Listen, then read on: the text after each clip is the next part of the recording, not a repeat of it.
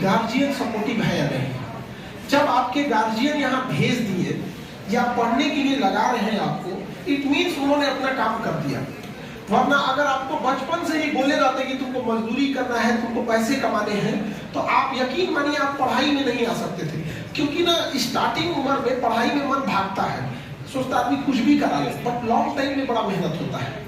तो दोनों में एक फर्क होता है। अगर आप पढ़ लिख के सक्सेस होते हैं या पढ़ लिख के कोई काम करते हैं, तो आप देखिएगा जैसे जैसे आपका उम्र बढ़ेगा ना, आपका ओहदा भी बढ़ते जाएगा, आपकी पावर बढ़ते जाएगी, आप फाइनेंशियली आपकी सैलरी और बढ़ते जाएगी। लेकिन अगर आप मेहनत मजदूरी करिएगा ना, ठीक उसका उल्टा होता है।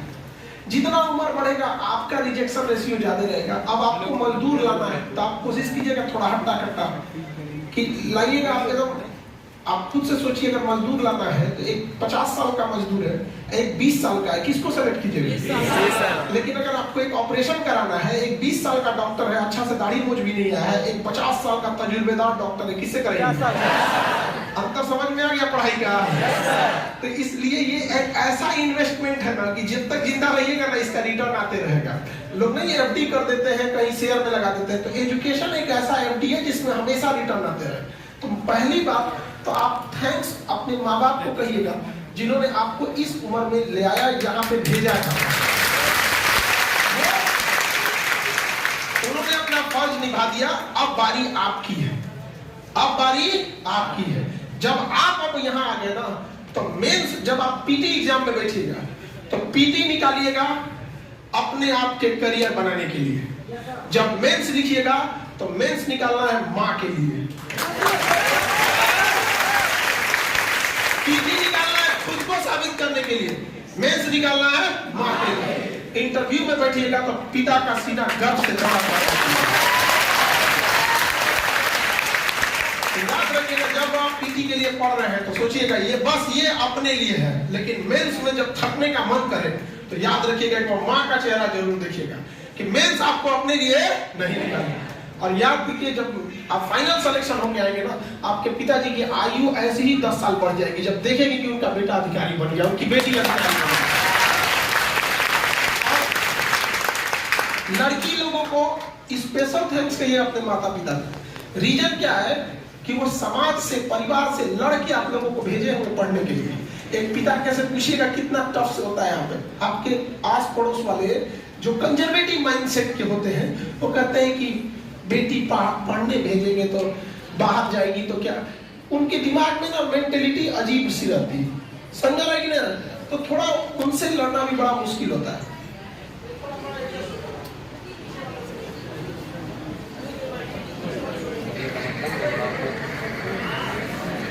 गर्ल्स लोग के साथ फैमिली को ये फेस करना पड़ता है। कुछ कंजर्वेटिव माइंडसेट वाले उनको क्या लगता है कि अच्छी लड़की, जो उन लोगों को लगता है कि अच्छी लड़की घर में रहती है। अरे बेवकूफो, अच्छी लड़की अच्छी ही रहेगी, चाहे वो घर में रहे, चाहे ऑफिस में रहे, चाहे जहां भी रहे। जिस दिन रिजल्ट हो जाएगा ना, उस दिन बस उस समाज से कहना है कि हमने माफ किया आपको। समाज आप लोग को बहुत, अब माँ बाप को इस पे बहुत लड़ना पड़ता है। और कुछ देखिए यहाँ पे क्या है ना अभी कि पुरुषों से थोड़ी सी 5-10 गलतियां होती हैं तो समाज माफ कर देता है, और आप लोगों से एक गलती होगी ना तो मुर्दे भी उठ के खड़े हो जाएंगे ताना देने के लिए। जिंदा को तो बात ही छोड़ दीजिए, 10-10 थोड़ी से बात सुनाने लगे। तो ये थोड़ी आप लोग की जिम्मेदारी थोड़ी बढ़ जाती है। तो जब जिम्मेदारी बढ़ जाती है तो थोड़े हम भी संभल के चलेंगे। जैसे बरसात में इंसान कदमे संभल के चलता है, ये देखता है कि बरसात बीत जाएगी फिर चीजें सही हो जाएगी। तो अभी का जो दौर है थोड़ा आप लोग भी अपने आप को कंट्रोल करके रखिएगा।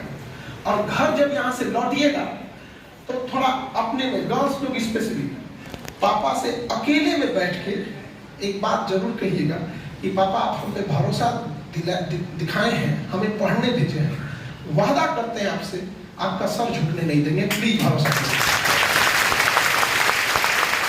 आपके पापा उसी दिन जीत जाएंगे, इसलिए कभी भी समझ में आ गया कि नहीं? क्योंकि ये सब चीजें ना होती है ना, इंसान एक बार उलझ गया ना तो इसलिए वन वे रास्ता है, यहाँ से लौटने का कोई रास्ता नहीं है। तो बेटर है क्यों जाके लात खाना है। अच्छा अभी आप लोग ये सब चीजों से अगर बच जाते हैं तो पढ़ाई पे कंसंट्रेट रहिएगा। और अगर ढूंढना ही है तो अपने अपने ट्रेनिंग में ढूंढ लेना, मैं अपना सेल्फ में आपको जीना है किसके लिए? माँ बाप। ज्यादा दिन हम थोड़ी बोल रहे हैं, आपकी जिंदगी का कितना है? 2 से 4% टाइम ये लगेगा, 1 से 1.5 साल बस यही डिसाइड करेगा कि पूरी जिंदगी, पूरा खानदान आपका कैसा रहेगा और कैसा नहीं रहेगा।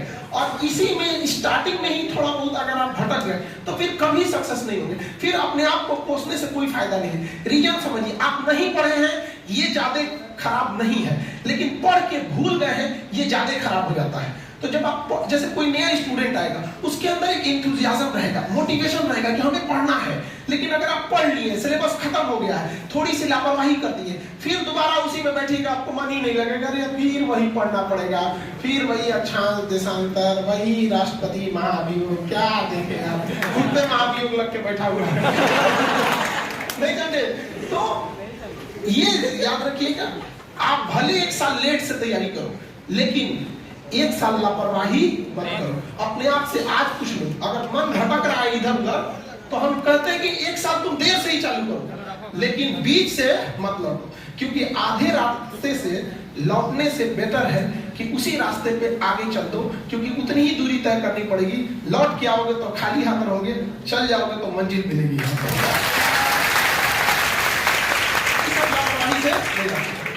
आप यकीन मानिएगा, आप ये बर्बाद वाला टाइम एक बार शेड्यूल बना के देखिएगा, फिर समझ में आएगा। हम लोग का भी फिक्स रहता है कि कितने बजे से कितने बजे के बीच में कोचिंग से, स्टूडेंट से रिलेटेड प्रॉब्लम सुनना है। उस टाइम पे कुछ भी आया है हम लोग दूसरे का नहीं सुनेंगे। फिर स्टूडेंट को छोड़ के ऑर्गेनाइजेशन लेवल पे कौन सा प्रॉब्लम सुनना है, उसकी अलग टाइम स्लॉट है। तो आप ये चीजों को जरूर कीजिएगा। बाकी खाली टाइम जब भी मिले तो पढ़ने पे यूटिलाइज कीजिएगा। बाकी टीचर लोग आपको पूरे बेहतर से समझाते हैं, लेकिन यंग एज में हम लोग जब पढ़ते थे ना, तो एक गलती बहुत करते थे। कोई टीचर आते थे लोग तो 3-4 लोग मिलके इंग्लिश का क्लास था, आपको याद है? एनडीए में ना इंग्लिश जो पूछता है तो कॉमन एरर पूछता है। आप लोग एनडीए अगर आपने कोई दिया होगा सीरियस, तो उसमें एक कॉमन एरर आता है। एक कितना बड़ा सेंटेंस रहता है, उसको 4 टुकड़ा में बांट देता है, ए पार्ट बी पार्ट सी, ऐसे करके डी। अब कहता है किस पार्ट में गलती है।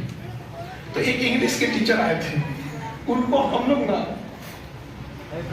4 लाइन का सेंटेंस दिए थे, 4 लाइन का, और उसमें पार्ट बाय पार्ट बना के, अब कहीं एरर था ही नहीं उसमें, और उनको दे दिए थे। और परेशान। ये बताओ, ये सब चीजें करके क्या मिला हम लोग को? देखिए, एक स्टूडेंट और टीचर से कोई मतलब नहीं। दूसरा एक और गलती क्या करते हैं, खास करके ये पीसीएस और यूपीएससी वाले बच्चे, कभी एक ऐसा क्वेश्चन पूछता है जो ट्रैक से अलग होता है, हमेशा उस क्वेश्चन का रिपीटेशन नहीं रहता है, कभी 2-4 साल में एक क्वेश्चन उससे रिलेटेड पूछ देगा, लेकिन उसके पीछे वो हाथ धो के पड़ जाएगा, और ये बाप रे बाप, ये पूछा था। तो एक अच्छा खासा समय क्या करता है, उधर की ओर लॉस हो जाता है। तो मेजॉरिटी देखिएगा कि कहाँ से क्वेश्चंस आ रहे हैं, उसको बनाना होता है। दूसरा, आपको इंटरेस्ट आ रहा है इससे मतलब नहीं है, एग्जाम लाइक क्या है वो अच्छा।